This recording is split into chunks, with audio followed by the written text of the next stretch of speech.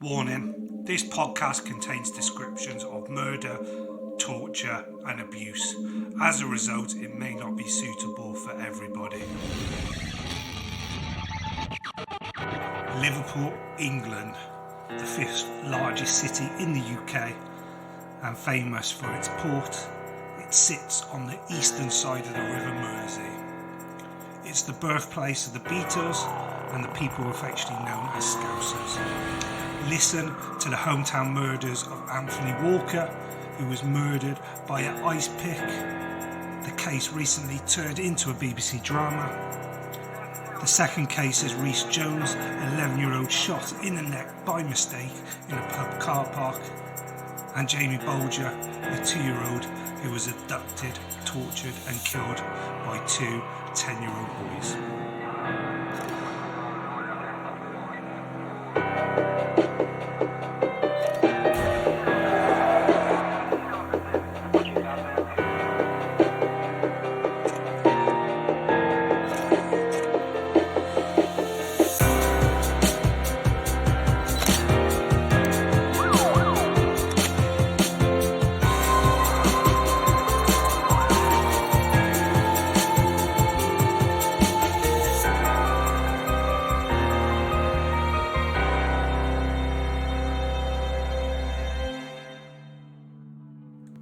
The first case we're looking at today is the murder of Anthony Walker.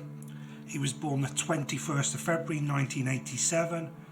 He was a black British student of Jamaican descent who was murdered with an ice pick or an ice axe by Michael Barton, who's the brother of footballer Joey Barton and Barton's cousin Paul Taylor, in an unprovoked racially motivated attack on the 29th to the 30th of July 2005 in Huyton, Merseyside. Walker was 18 years old and was in his second year of A-levels. He lived with his parents, G. Walker, Steve Walker, his two sisters and one brother. The Walker family were the first black family to live in Huyton, and the children experienced racial names, calling at both primary and secondary school. Both Walker and Taylor attended Knowsley Hay High School. Taylor and Barton had a reputation for racially abusing others. Taylor had previous convictions for battery and robbery and burglary, and at the time the crime was at the early release from a young offenders centre. Anthony Walker spent the evening of the 29th of July 2005 at home with his girlfriend Louise Thompson, babysitting his nephew. At 11 p.m, the couple left the house and walked to the bus stop along with Walker's cousin, Marcus Binns. There they encountered Michael Barton, who was aged 17, who shouted racial abuse at Walker and Binns. As Walker, Thompson, Binns walked to another bus stop near McGoldrick Park, Barton and his friend Paul Taylor, aged 20, followed them in the car and drove to the park, ambushing them when they reached it. Binns and Thompson managed to escape and ran away to get help, while Walker was fatally wounded when Taylor struck him in the head with an ice axe, which lodged in his skull, causing brain death. He was taken to Winston Hospital and then to the Walton Centre, where he died at 5:25 a.m. By the next morning, Barton and Taylor had fled to Amsterdam. When police named them as suspects, Barton's brother, footballer Joey Barton, appealed to them to return to the UK and turn themselves in. They flew back to Liverpool on the 3rd of August and was arrested and charged with Walker's murder. The trial took place between November and December 2005, and on the 1st of December, Taylor and Barton was convicted of murder, passing life sentences with minimum terms of 23 years and 8 months for Taylor, who admitted the murder before the trial, and aged 17 and 18 months for Barton. Lord Justice Leveson said the cousins had perpetuated a terrifying ambush and a racist attack of a type poison to any social society. Barton's sentence was reduced to 8 months to 17 years in 2017 in recognition of improvements in his attitude and behaviour. As the trial concluded, racist graffiti was left at the murder scene. In April 2006, it was reported that Barton had been attacked by fellow inmates at Moorland Close Prison near Conte. 3 other people were later found guilty of helping Barton and Taylor flee to the Netherlands before their eventual arrest. On the 10th of May 2006, Robert Williams was convicted of providing money and booking a hotel room for the pair. He was sentenced to 2 years and 4 months. Paul Mawson was sentenced to 9 months in prison, providing a getaway car.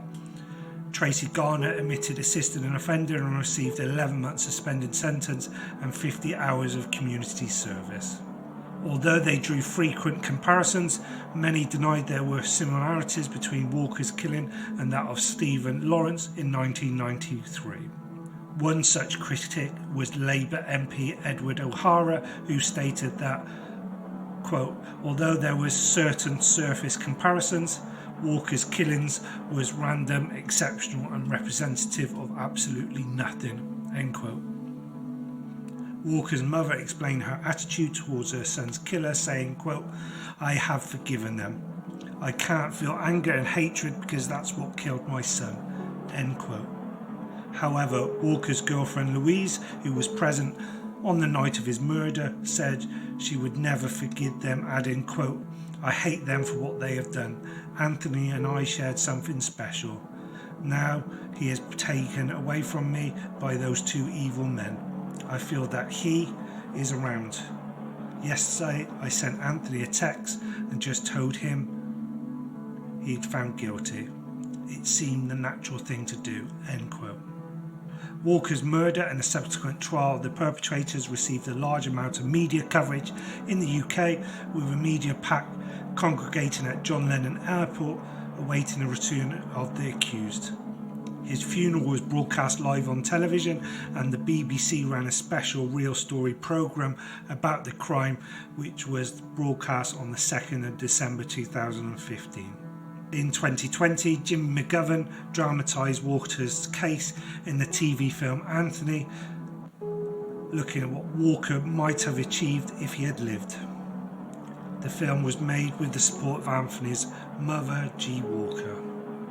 The Anthony Walker Foundation was created in 2006, and it works to tackle racism, hatred, crime and discrimination, provided educational opportunities and victim support services by promoting equality and inclusion for all. In the year of its creation, the foundation held an Anthony Walker Festival. On April the 2nd, 2008, the Crown Prosecution Service announced a legal scholarship in Walker's memory.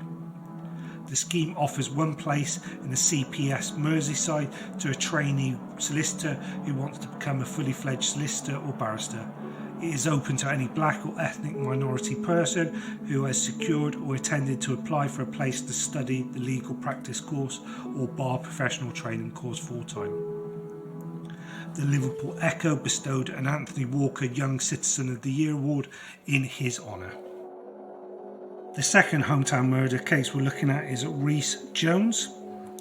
He was murdered on the 22nd of August 2007 in Liverpool at the age of just 11 when he was shot in the neck. Sean Mercer, aged 16 at the time of the shooting, went on trial on the 2nd of October 2008 and was found guilty of the murder on the 16th of December. He was sentenced to life imprisonment, serving a minimum of 22 years. Rhys Jones was the second-born son of Stephen and Melanie Jones. He was the brother of Owen, born in 1990. Jones, who had turned 12 5 weeks after his death, had just left Broad Square Primary School on the Norris Green housing estate and was due to start secondary school at Fazakerley High School in September 2007. His former head teacher and neighbours said he was friendly, a popular boy who loved football. Jones, who played for the Fir Tree Boys Football Club, was on his way home from football practice alone on the evening on the 22nd of August 2007. As he was crossing the Fir Tree pub car park on Croxteth Park estate, a hooded youth riding a silver mountain bike approached. He then held out a Smith & Wesson handgun at arm's length, firing 3 times. It was later determined to be wrong bullets for the gun. It was originally believed that one of the shots hit Jones in the neck, but during the trial, the pathologist revealed the bullet had entered his back above his left shoulder blade, then exited from the front side of his neck. Melanie Jones rushed to the scenes when she heard that her son had been shot. By the time she reached him, he was unconscious. Paramedics tried for 90 minutes to resuscitate him, but he was pronounced dead shortly after arriving on Alder Hey Children's Hospital. Local radio station Radio City 96.7's programme on the night of the incident, in particular the 10 p.m. to 2 a.m. show, was dedicated to an amnesty from witnesses and a talk on gun crime. Radio City also launched their anti-gun crime campaign, backed by the Jones family, in Rhys's name, Get Guns Off Our Streets, after the incident. Detectives arrested and later released 4 people aged between 15 and 19 in connection with the crime. 2 further arrests, both teenagers, were made, but both suspects were soon released on bail pending further inquiries. The police appealed to the public for information, stating they needed help in finding those who had committed the crime. Murder weapon was described as a black handgun with a long barrel. More than 300 officers and gun crime specialists were deployed in the hunt for the killer. Steve and Melanie Jones made a fresh appeal for witnesses to come forward on the 19th of September, 4 weeks after the murder, which was reconstructed on Crime Watch on the 26th of September. In the episode, Melanie Jones appealed directly to the murderer's mother to turn her son in. It led to 12 people calling into the programme, all of whom gave the police the same name. Despite reports the killer's name was widely known and had appeared on internet sites and in graffiti, the police continued their appeals for witnesses to come forward. On the 15th of April 2018, Merseyside police confirmed that 11 people, all aged between 17 and 25, have been arrested in connection with the murder. 6 more suspects of a similar age were arrested the next day in connection with the murder, 1 for murder and the other 5 for assisting an offender. Whether these men had already been charged with possessing a handgun. All 6 of them were remanded in custody by police at the Liverpool magistrates on the 17th of April 2008. Another man was charged in connection with the case on the 18th of April 2008 and remanded the same day. On the 16th of December 2008, at the end of a 9-week trial in the Crown Court at Liverpool, Sean Mercer, a member of the Crocseth crew gang, was found guilty of murder. Mercer was then aged 18 and was sentenced to life imprisonment, being ordered to serve a minimum of 22 years, which is set to keep him in prison until at least 2030 and his age of 40. Other gang members, James Yates, Nathan Quinn, Boy M, who could not be named as he was still under 18, Gary Kays and Marvin Coy were convicted of assisting an offender. Another defendant, aged 18 or under, Boy K, was later revealed as Dean Kelly, was convicted of 4 related offences. Kays and Coys were both sentenced to 7 years. Sentences for the 4 defendants were delayed until the following month. In January 2019, Yates was sentenced to 7 years, Dean Kelly for 4 years and Nathan Quinn to 2 years. A 16-year-old was sentenced to a 2-year supervision order.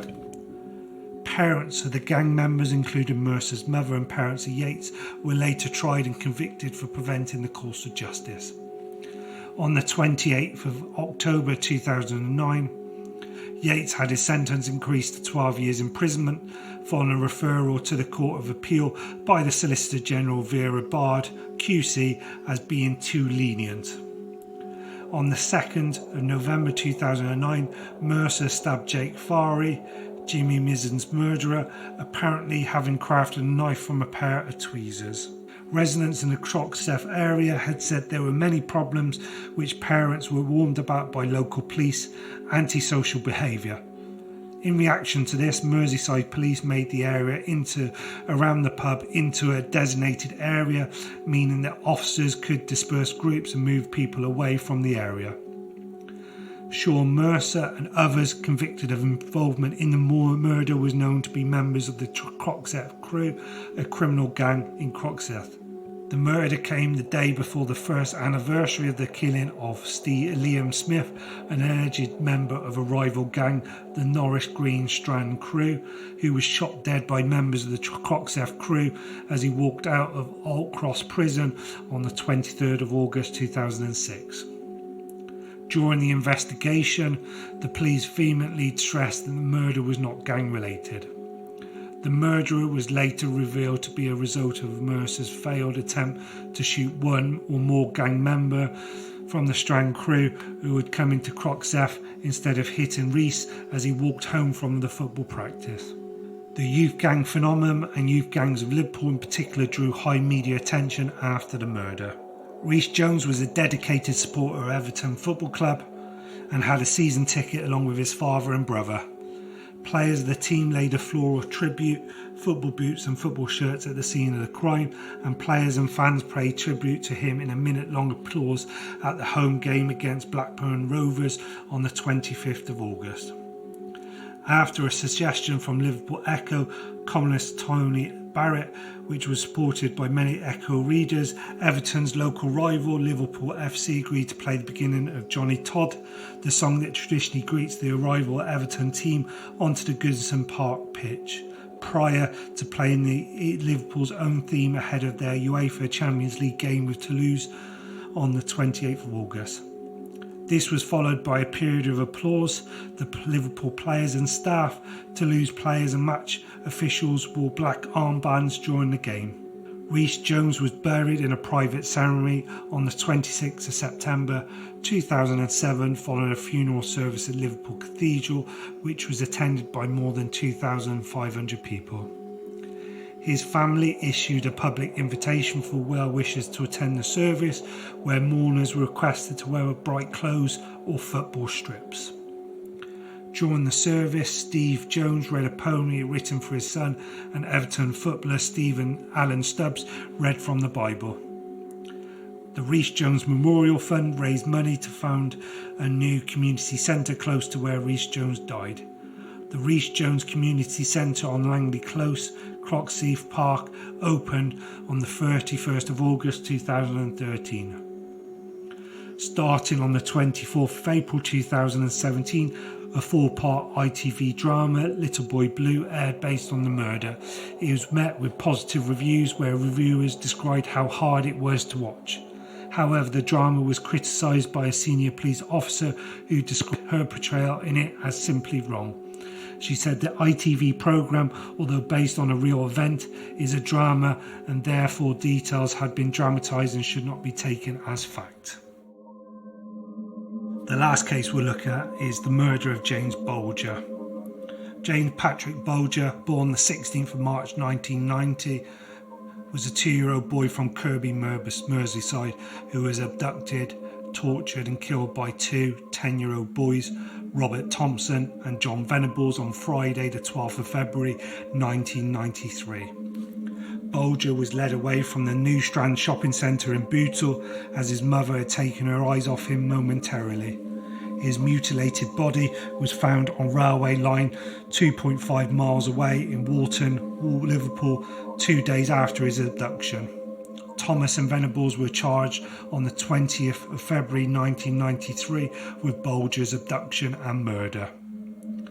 They were found guilty on the 24th of November 1993, making them the youngest convicted murderers in modern British history. They were sentenced to detention during Her Majesty's pleasure until a parole board decided in June 2001 and recommended they were released on a lifelong licence, age 18. In 2010, Venables was sent to prison for breaching the terms of his licence and was released on parole again in 2013. In November 2014, Venables was again sent to prison for possessing child abuse images on his computer. The Bulger case had prompted widespread debate on the issue how to handle young offenders when they are sentenced or released from custody. Bulger's murder was captured on closed-circuit television and was evidence from the New Strand shopping centre in Bootle, which was taken on the Friday, the 12th of February 1993. It showed Thompson and Venables casually observing children, apparently selecting a target. The boys were playing truant from school, which they did regularly. Throughout the day, Thompson and Venables were stealing various items, including sweets, a troll doll, some batteries and a can of blue paint, some of which was later found at the murder scene. One of the boys later revealed they were planning to find a child to abduct, lead him to a busy road alongside the shopping centre and push him into the path of oncoming traffic. That same afternoon, Bulger from nearby Kirby went with his mother Denise to the New Strand shopping centre. Whilst inside the A.R. Tim's butcher shop on the lower floor of the centre around 15:40, Denise had been temporarily distracted, realised that her son had disappeared. Thompson and Venables approached James Bulger, took him by the hand and led him out of the shopping centre. The moment was captured on CCTV at 15:42. Bulger was taken to Leeds and Liverpool Canal, around a quarter of a mile from the New Strand shopping centre, where he was dropped on his head and suffered injuries to his face. The boys joked about pushing Bulger into the canal. An eyewitness during the trial said that he saw Bulger at the canal. He was crying his eyes out. During a 2.5 mile walk across Liverpool, the boys were seen by 38 people, but most were bystanders and did nothing to intervene. 2 people challenged Thompson and Venables, but they claimed Bulger was their younger brother or that he was lost and they were taking him to the local police station. At one point, the boys took Bulger into a pet shop from which they were ejected. Eventually, the boys arrived in the village of Walton, and with Walton Lane police station across the road facing them, they hesitated and left Bulger up a steep bank to a railway line near the disused Walton and Anfield railway station, close to the Anfield cemetery, where they began torturing him. One of the boys threw blue Umbro modelling paint where they shoplifted earlier into Bulger's left eye. They kicked him, stamped on him and threw bricks and stones at him. Batteries were placed in Bulger's mouth, and according to police, some batteries may have been inserted into his anus, although none were found there. Finally, the boys dropped a 10-kilometre iron bar, described in court as a railway fish plate, on Bulger. He sustained 10 skull fractures as a result of the bar striking his head. Alan Williams, the case's pathologist, stated that Bulger suffered so many injuries, 42 in total, that none could be isolated as the fatal blow. Thompson and Venables laid Bulger across the railway tracks and weighted him down with rubble in the hope that a train would hit him and make his death appear to be an accident. After they left the scene, his body was cut by half by a train. Bulger's severed body was discovered 2 days later on the 12th of February. A forensic pathologist testified that he had died before he was struck by the train. Police suspected there had been a sexual element to the crime, since Bulger's shoes, socks, trousers and underpants had been removed. The pathologist's report was read out in court, found that Bulger's foreskin had been forcibly pulled back. When Thompson and Venables were questioned about the aspect of this attack by detectives and a child psychiatrist, Eileen Vizard, the pair were reluctant to give details and also denied inserting some of the batteries into Bulger's anus. At his eventual parole, Venables' psychiatrist Susan Bailey reported that visiting the issue with John as a child and now as an adolescent, he gives no account of any sexual element to the offence. The police quickly found low-resolution video images of Bulger's abduction from the New Strand shopping centre by 2 unidentified boys. The railway embankment upon which his body had been discovered was adorned with hundreds of bunches of flowers. The family of one boy, who was detained for questioning but subsequently released, had to flee the city due to threats by vigilantes. The breakthrough came when a woman, on seeing slightly enhanced images of the two boys on national television, recognised Venables, whom she knew had played truant with Thompson that day. She contacted the police and the boys were arrested. The fact that the subjects were so young came as a shock to investigating officers, headed by Detective Superintendent Albert Kirby of Merseyside Police. Earlier press reports and police statements had referred to Bulger being seen by two youths, suggesting the killers were teenagers, the age of the boys being difficult to ascertain from the images captured by CCTV. Forensic tests confirmed that both boys had the same blue paint on their clothing as found on Bulger's body. Both had blood on their shoes. The blood on Thompson's shoes was matched to Bulger's through DNA tests. A pattern of bruising on Bulger's right cheek matched the features of an upper part of a shoe worn by Thompson. A paint mark in the toe cap of one of Venables' shoes indicated he must have used some force when he kicked Bulger. Thompson is said to have asked police whether the 2-year-old had been taken to hospital to get him alive again. The boys were each charged with the murder of James Bulger on the 20th of February 1993 and appeared on the South Sefton Youth Court on the 22nd of February 1993, where they were remanded in custody to await trial. In the aftermath of their arrest and throughout the media account of their trial, the boys were referred to as Child A, Thompson, and Child B, Venables. Awaiting trial, they were held in the secure units. They would eventually be sentenced to be detained indefinitely. Up to 500 protesters gathered at the South Sefton Magistrates Court during the boys' initial court appearances. The parents of the accused were moved to different parts of the country and assumed new identities following death threats from vigilantes. The fourth trial began at Preston Crown Court on the 1st November 1993 and conducted as an adult trial with the accused in the dock away from their parents and the judge and the court officials in legal regalia. The boys denied the charges of murder, abduction and attempted abduction. The attempted abduction charge related to an incident at the New Strand shopping centre early on the 12th of February 1993 and the day of the Bulger's death. Thompson and Venables had attempted to lead away another 2-year-old boy but had been prevented by the boy's mother. Each boy sat in the court on raised chairs so they could see out the dock designed for adults, accompanied by 2 social workers. Although they were both separated from their parents, they were in touching distances of their families attending the trial. News stories reported the demeanour of the defendants. These aspects were later criticised by the European Court of Human Rights, which ruled in 1999 they had not received a fair trial by being tried in public in an adult court. At the trial, the lead prosecution counsel, Richard Henriques, a QC, successfully rebutted the principle of Dolly in Capita, which presumes that young children cannot be held legally responsible for their actions. Thompson's and Venables were considered by the court to be capable of mischievous discretion, meaning an ability to act with criminal intent, as they were mature enough to understand what they were doing and it was wrong.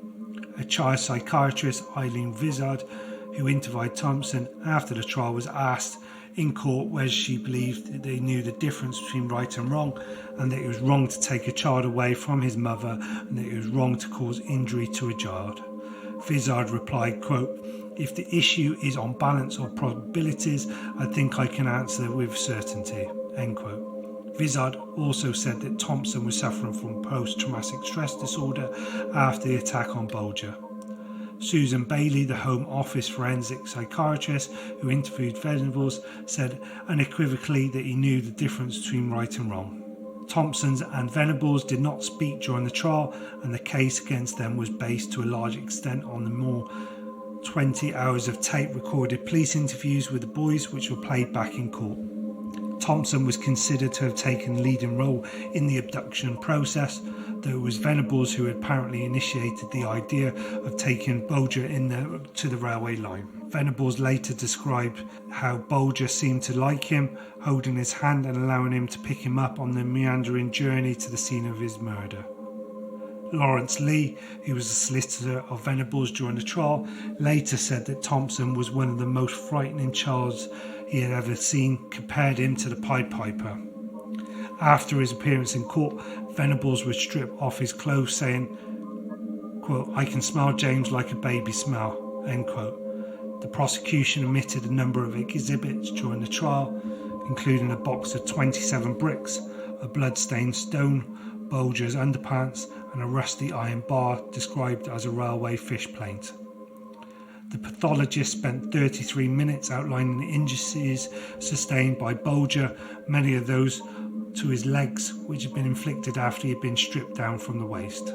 Brain damage was extensive and included hemorrhaging.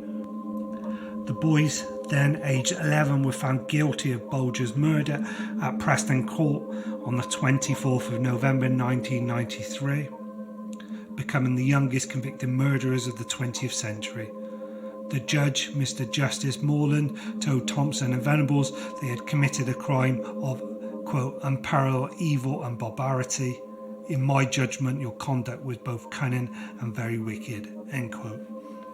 Morland sentenced them to be detained at Her Majesty's pleasure, with a recommendation that they should be kept in custody for a very long, many years to come, recording a minimum of term of 8 years.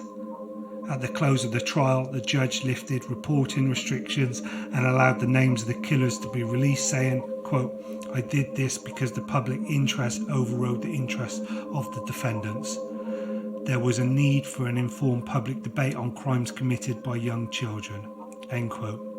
Sir David Omand later criticised the decision and outlined the difficulties created by it by his 2010 review of the probation service's handling of the case. Thank you for everybody who's listened to this episode. This episode has been researched, written and hosted by me, Andrew Knight. Sound, music and editing has been provided by Harry Edmondson. Make sure you subscribe to the show anywhere where you listen to your podcast. This allows the episode to be downloaded automatically as soon as it's released. Please reach out to us on the social media. We're at Hometown Murders on Instagram, Facebook and Twitter. We'd love to hear from you. Please support the show by leaving a 5-star rating or a review. It really does help.